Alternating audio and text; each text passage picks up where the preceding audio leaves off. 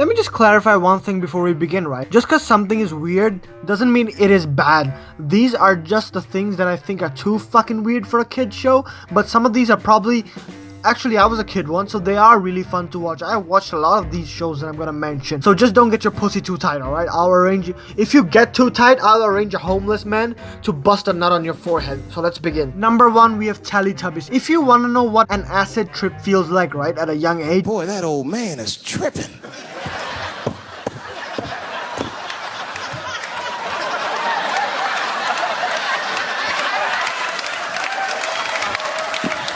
Look no further than the Teletubbies. I mean, look at these things. Holy shit. And the premise of the show was even more messed up in the head, I think. Like there's a son with a baby face in it who smiles and giggles and shit. Then they're trapped within Teletubby land, which is again messed up. They're like prisoners in their own world. Can't go out of Teletubby land. You jack off, you masturbate, you bathe, you have sex in that land. And then they have a fucking automated fucking vacuum cleaner who snorts cocaine off the floor. It's a messed up show, man.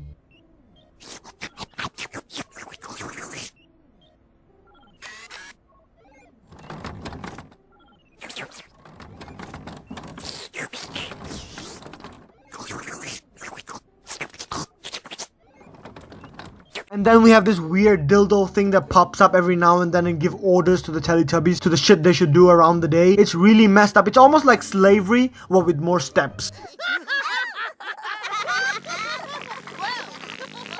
up! Roll up! It's the Teletubby Circus! Oh, Teletubby Circus! Teletubby Circus!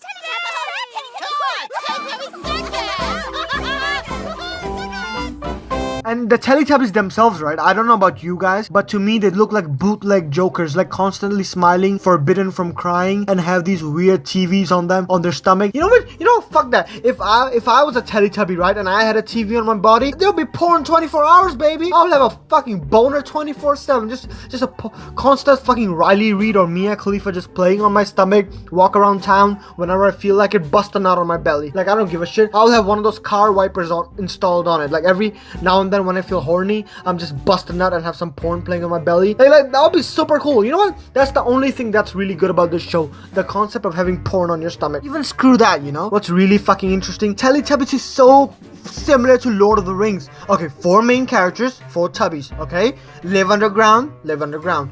Overlooked by a dark vagina. I mean a baby with fire around it. Check. You see how similar they are? Creepy, isn't it? Number 2, we have CatDog, right? Which is equally, if not more creepy than the one we mentioned just now. I mean, think about it. It is an animal which is a cat and a dog combined. The issue rises from the fact when you think about how it was made. Like, did a cat and a dog have sex with a sausage or something? Like, I mean, look at it. It's not even normal. Or was it stitched together like some kind of human centipede? You know, one question I really have is how the fuck does it shit?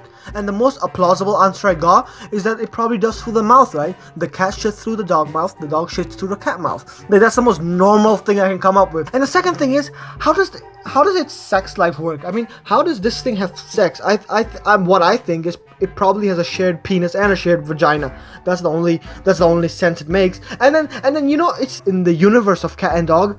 CatDog are normal, like they look like normal animals. So why is CatDog so out of the blue, huh? I mean, and then in one of the episodes where they find their supposed parents, and that parents is a little frog dude and a giant blue dildo.